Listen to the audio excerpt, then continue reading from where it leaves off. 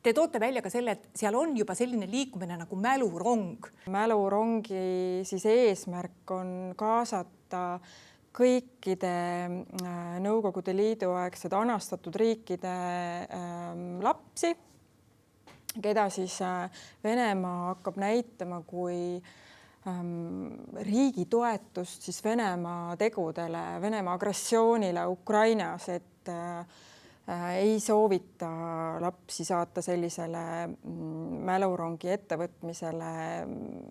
Tegu on väga kindlasti ka ohtliku osaga laste elule ja võiks öelda isegi, et vaimsele tervisele. No kui nüüd mõni inimene on skeptiline ja ütleb, et mis selle paari päeva või paari nädalaga seal ikka juhtuda võib, siis sellesama Arteki juhtumi puhul on ju toodud ka välja täitsa konkreetsed näited, kuidas seda tehakse, et võetaksegi venelaste poolel keegi, kes sõdis Ukrainas ja siis ta emotsionaalselt räägib oma nägemust sellest.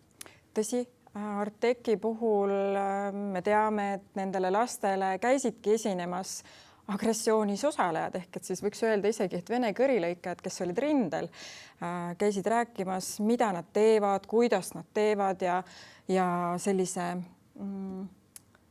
uhkustundega, et tekitada lastele sellist arusaamist, et see kõik on sobiv. Et tegelikult selline käitumisviis on täiesti vale, rääkimata sellest, et Arteki pioneerilaager tassib siis sõduritele otserindel ka madratseid ja annetusi, kuhu ta siis kaasab ka tegelikult lapsi.